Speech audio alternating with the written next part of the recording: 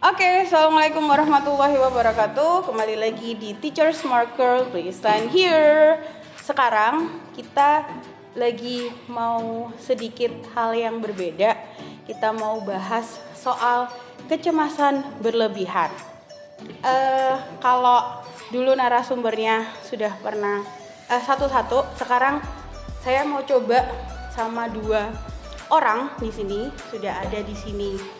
Ada balik lagi yang selalu ingin datang ke podcast saya, Ustadz Fajar. Ya, assalamualaikum warahmatullahi wabarakatuh.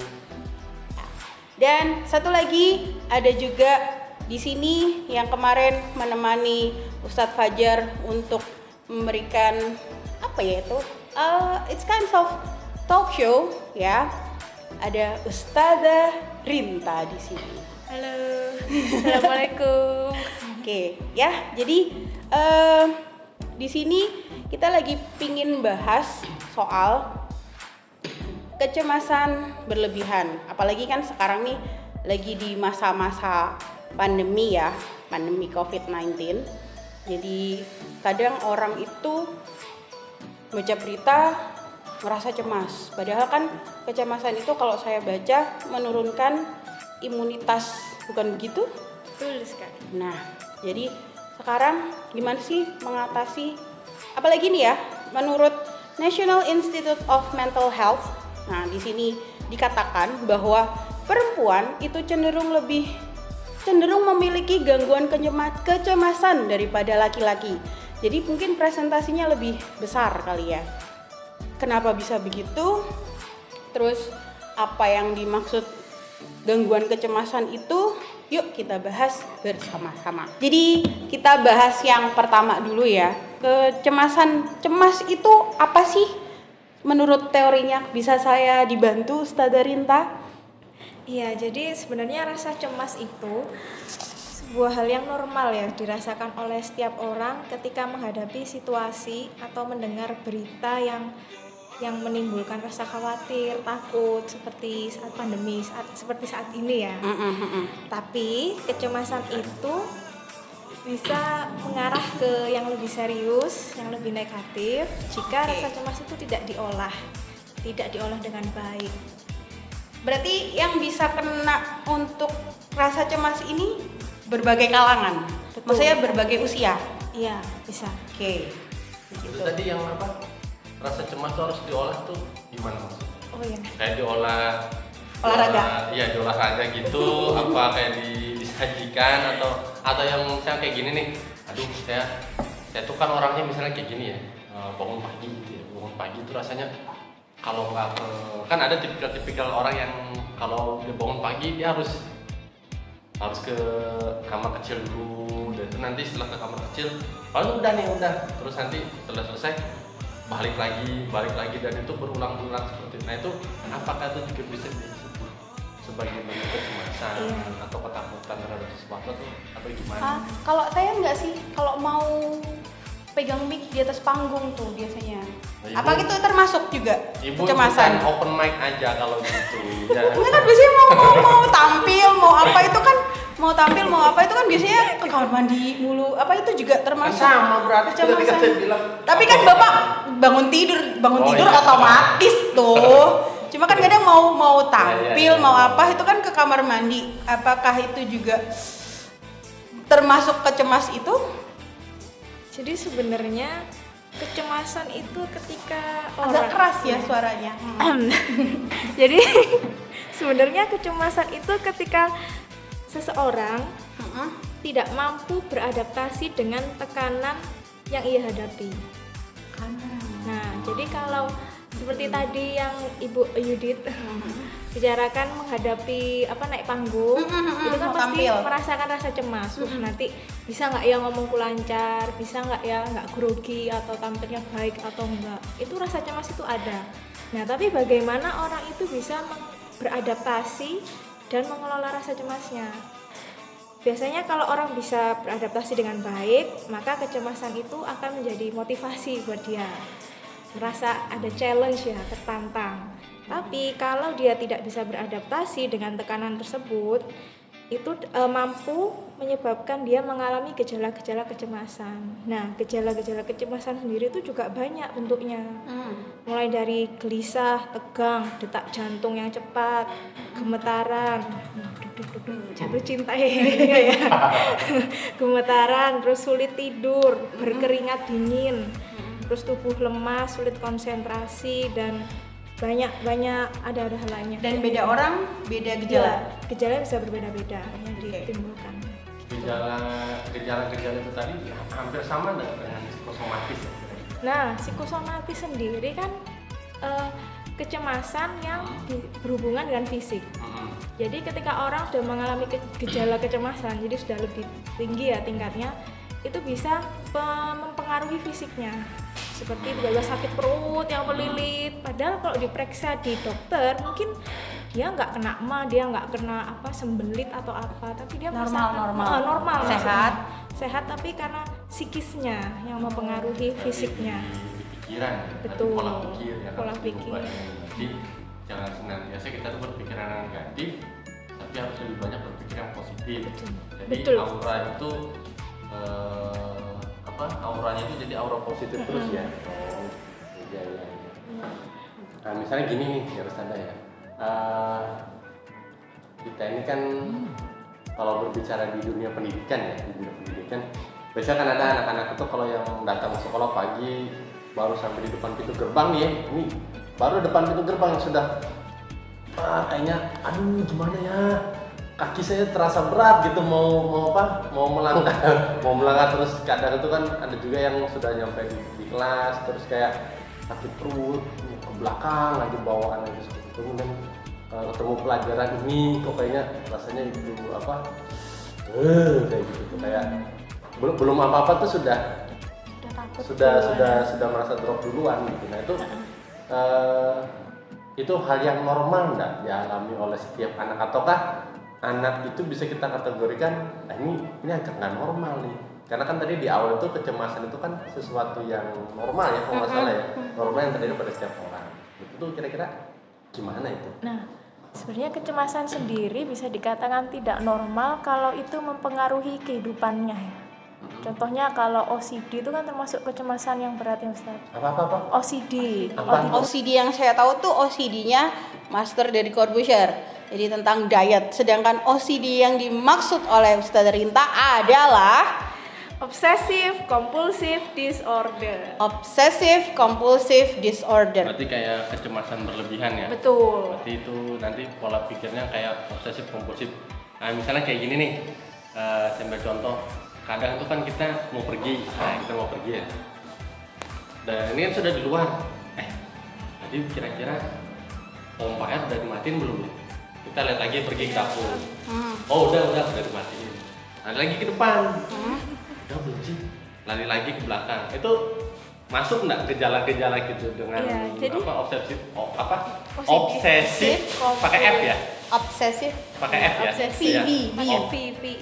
Obsesif kompulsif disorder. Nah, itu masuk ya, bener ya kayak gitu.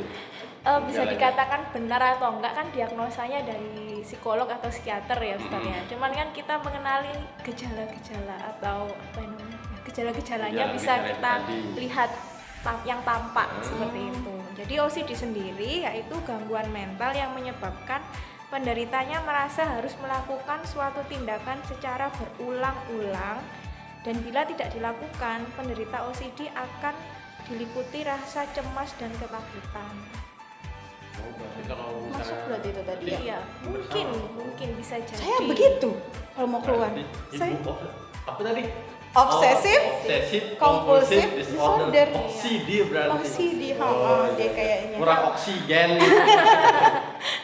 Oke, gejala lain juga bisa yang terlalu sering cuci tangan atau sampai ini jaringannya tipis, jaringan kulitnya tipis. Mengkuliti. Gigit. Gigit. Menguliti yang pinggirannya jari itu loh. Digigit-gigit itu. Digigit. Tapi terlalu sering sekali akhirnya kan luka, berdarah, itu juga bisa.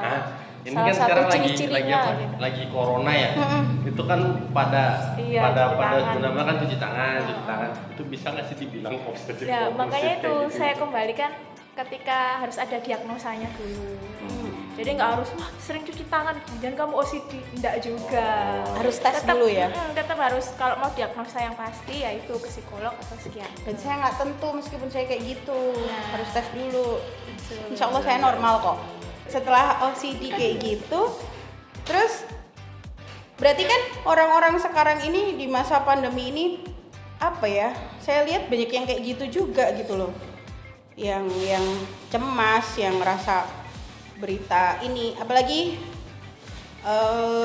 let's see punya murid yang gini, saya ada itu orang tuanya takut untuk anaknya keluar, orang tuanya takut untuk ini, takut untuk itu, takut untuk let's say apa ya, dia benar-benar benar-benar takut, benar-benar anaknya nggak boleh ngapa-ngapain, anaknya nggak boleh ini, nggak boleh itu gitu.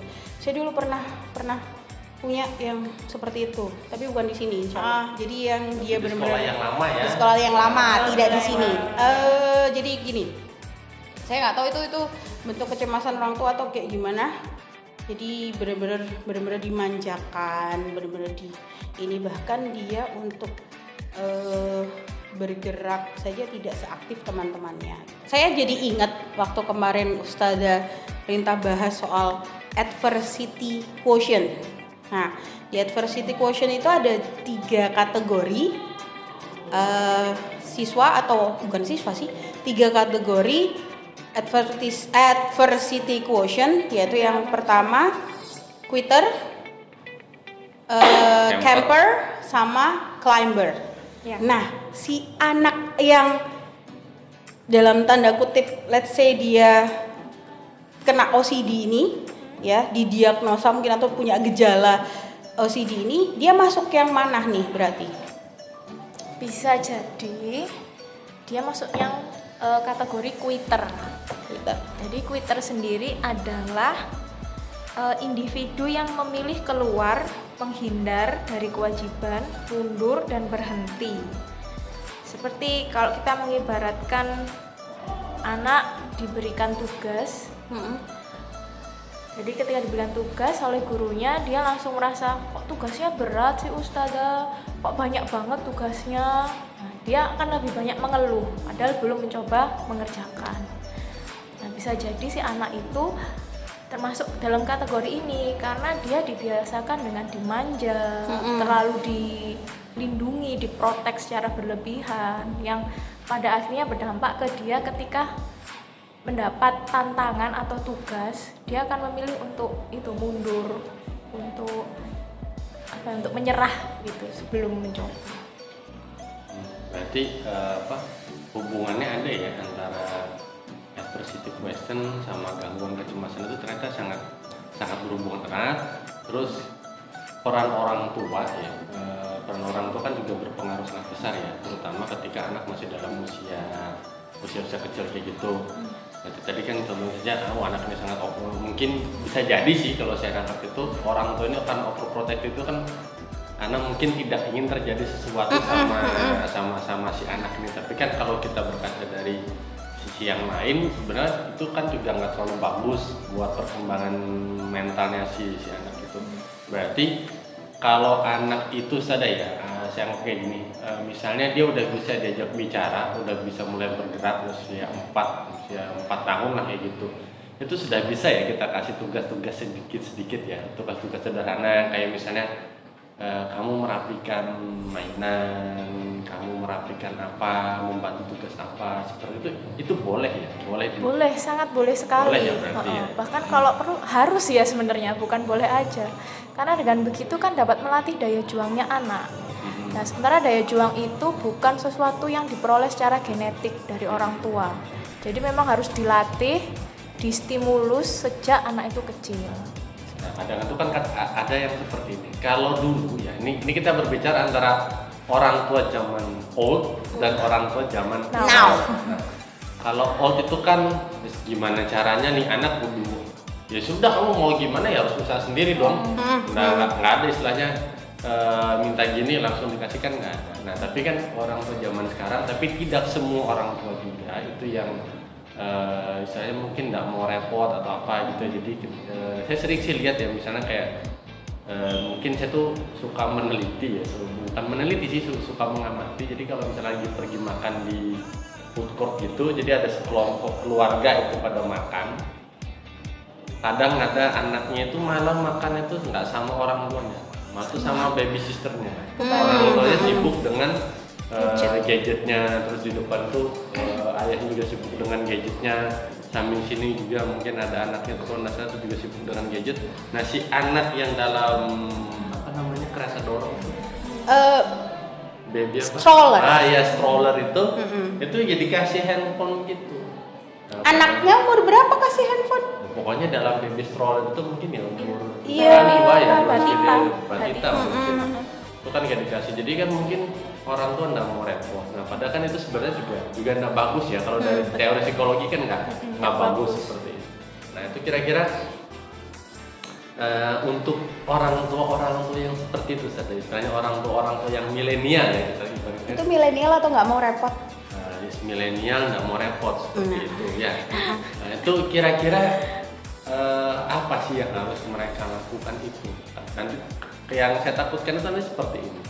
Ketika anak ini sudah masuk usia sekolah, ngomong orang tua kan sudah, ini saya masukkan aja nih ke sekolah. Nah, terus tiba-tiba kita berharap lebih.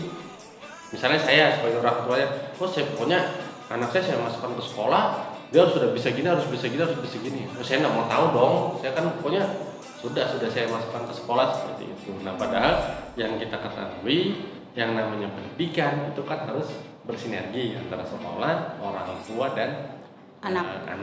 Seperti itu. Kira-kira gimana sih Ustazah buat mama-mama atau papa-papa yang milenial seperti itu? Mungkin kalau saya melihatnya dari awal sekali ya. Awal yaitu ketika sebelum menikah. Orang tua, calon orang tua itu harus membekali dirinya.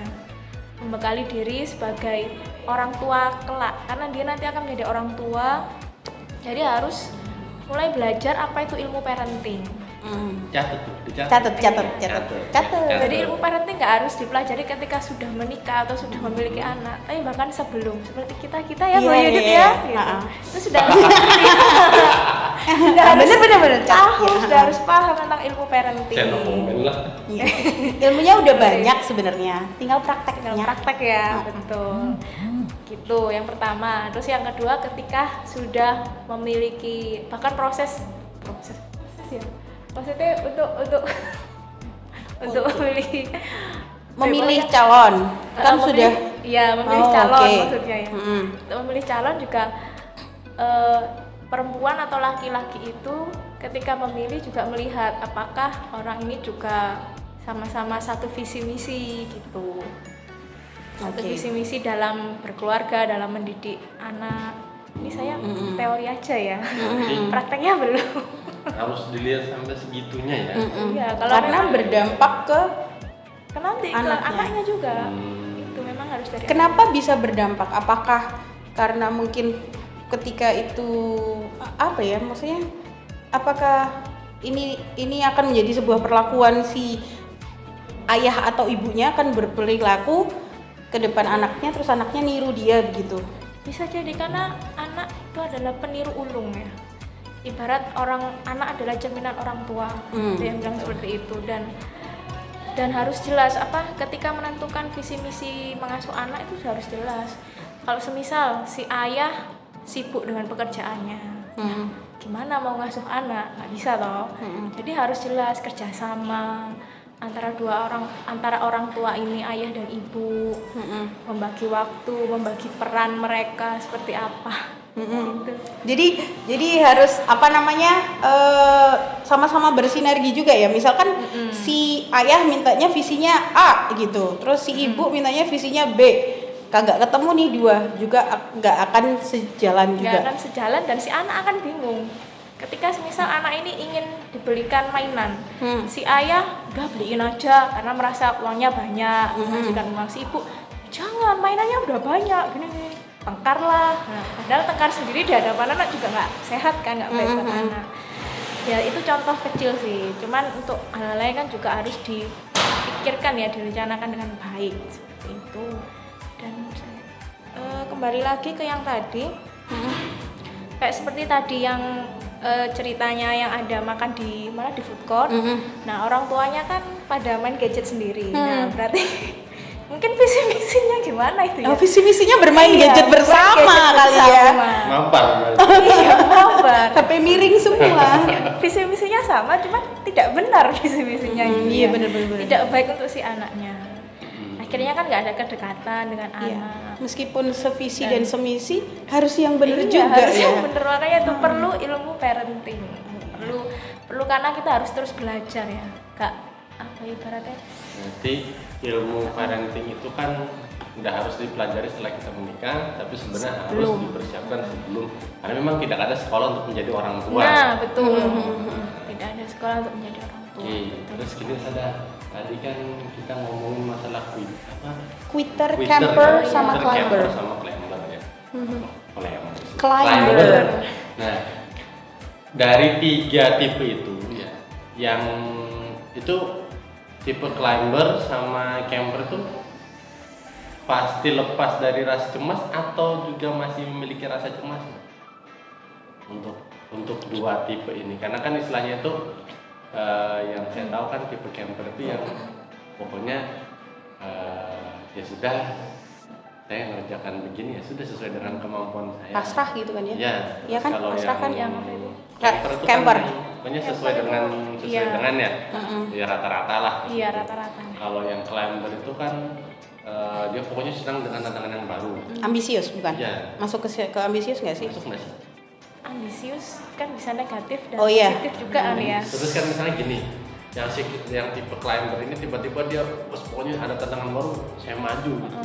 Ternyata di tantangan baru itu dia nggak berhasil gitu. Nah, kira-kira dari peristiwa itu bisa muncul nggak rasa cemas buat dirinya itu ketika Anda ingin mencoba tantangan yang baru lagi, ataukah yang climber itu saya sudah benar-benar anak yang tipikalnya tahan banting ya, bukan dibanting fisik ya, tapi yang secara mental dia memang benar-benar sudah kuat gitu. Itu ada nggak kira-kira? Kalau sebenarnya kecemasan itu pasti dihadapi atau dirasakan semua orang ya. Bahkan tipikal camper dan climber sekalipun pasti juga merasakan kecemasan itu. Tapi kalau yang climber, secemas apapun dia tetap berusaha untuk mengelola, beradaptasi dengan tekanan atau stres yang dihadapi, seperti itu. Jadi seperti yang dulu saya bilang, daya lenting ya. Jadi ibaratnya kalau alat detak jantung yang di rumah sakit itu kan naik turun seperti itu ya. Itu kan tandanya hidup, tanda kehidupan. Kalau garis lurus tandanya sudah innalillahi. Nah, daya juang adversity quotient juga seperti itu. Jadi dia bisa naik turun ketika menghadapi tantangan, dia akan turun tapi akan berjuang lagi, naik lagi seperti itu. Ya, terima kasih Ustazah Rinta atas penjabarannya. Mungkin kita akan bertemu di podcast selanjutnya. Oke, siap. Ya, untuk pembahasan tentang psikologi lainnya. Kalau hari ini kita udah belajar soal kecemasan, mungkin nanti kita akan ada pembahasan kecemasan part 2. Oke, ditunggu ya semuanya. So, teachers markers please sign here.